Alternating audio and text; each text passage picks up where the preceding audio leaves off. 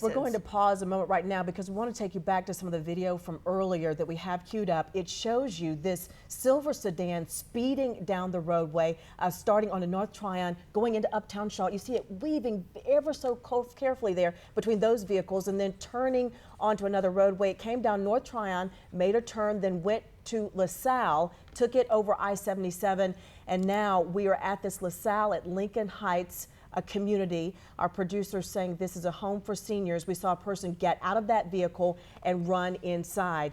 Earlier, we saw them on the pursuit. They stopped to let one person exit the vehicle and continued. We also saw them throwing something out of the vehicle before they arrived where they are now, LaSalle at Lincoln Heights. I'm Channel 9's Erica Bryant here for our 9 school tools collection. Notebooks, backpacks, pencils, paper, whatever you have. We hope you'll stop by and donate today. We'll be out here in front of our studios until 7 o'clock tonight. You know, I looked it up and about 60% of the students in North Carolina are on free and reduced lunch. So if families are trying to decide between buying food and buying school supplies, they need your help. Please come by. We'll be out here until 7 o'clock. We hope to see you here. If you don't know what this is about, it's about all of us coming together to help young people prepare for school. We'll be out here until 1:30 today. We hope that you'll come by and join us. If not, go to 9schooltools.com, find out how to give. Now, I've followed this story since the very beginning and sat down recently with Haley's parents, who revealed new details about her struggles and her triumphs.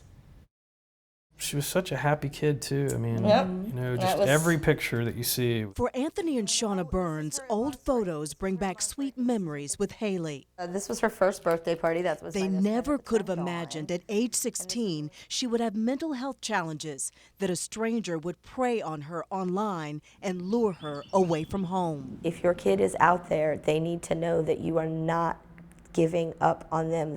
Right away, they started investigating on their own, gathering anything they could to help police, including Haley's DNA. And one of the first things that I did was I went in her room and I found her toothbrush and I found her hairbrush. One of the things I found in the trash can that really tipped me off as to what was happening was I found the laws for transporting a minor across state lines and the age of consent for every state in the country.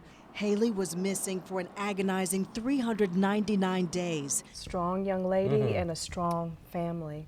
In the meantime, Michael Wsoc is in the Gwinnett County Jail with no bond, and he could face a judge as early as next month on these new charges. I'm homeless.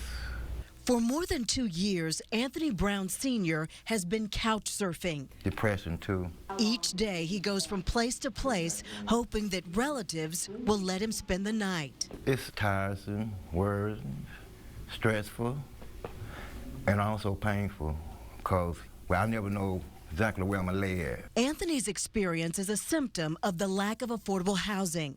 Many others are literally sleeping outside on Charlotte's streets. It's a sad reality that concerned neighbors like Jermaine Nakia Lee just can't ignore. We're coming from the place of compassion with the work that we're doing. So Lee and his family created a nonprofit called Poor No More and opened this free store. It's stocked with donated food, clothing, and household items. The Charlotte Hornets select Kobe Bryant from Lower Merion High School in Pennsylvania. Wow, right out of high school. And Channel 9 sports anchor Matt Harris is live inside the Spectrum Center, Uptown Charlotte tonight, where the Hornets are paying their own tribute to him. Matt? Right now, I'm here in the Severe Weather Center with Chief Meteorologist Steve Udelson. Steve, you actually captured the moment when that possible tornado kind of formed down in the Pineville area to Matthews. Right now, an 11-year-old boy with cognitive disabilities is missing.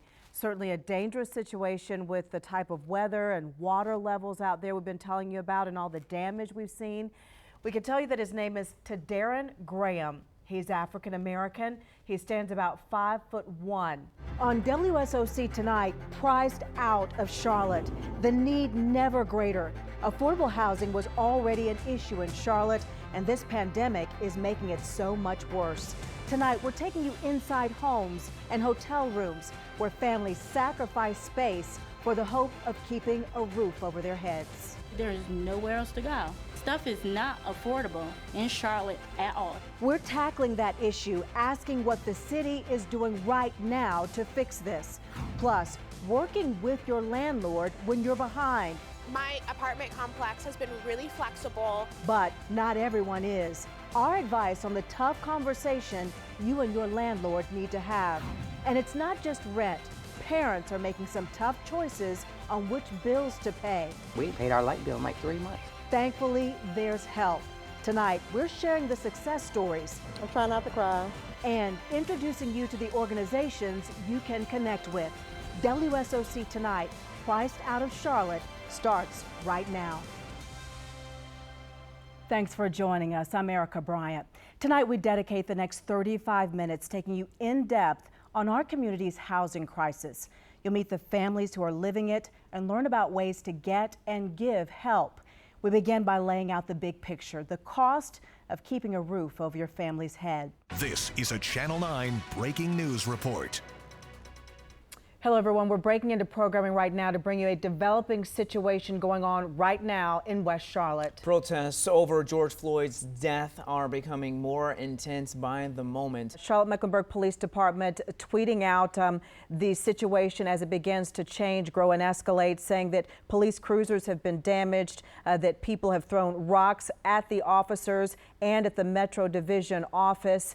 And as you heard our Glenn Count saying there, he did make some calls to try to find out more about the group behind that called this protest and announced it, and did not find anyone who was familiar with that group. I know we did take a live shot at 6 o'clock.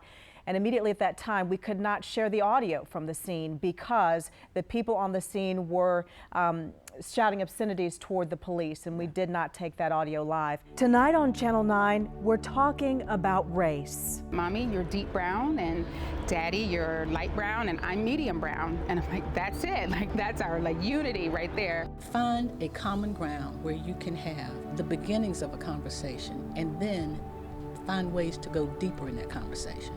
There's nothing, you know this, Erica, quite like relationships that help to build bridges and tear down walls. This is going to be a very different kind of program.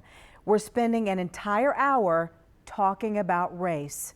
It is not an easy topic, but the conversation is necessary if we're going to make Charlotte and the Carolinas a place where everyone can live and succeed. And Scott, that's why I wanted to talk to Chief Putney today. We've heard him speak about the protests, but I wanted to know what's going on behind the scenes and what officers are talking about and being trained on as it relates to race.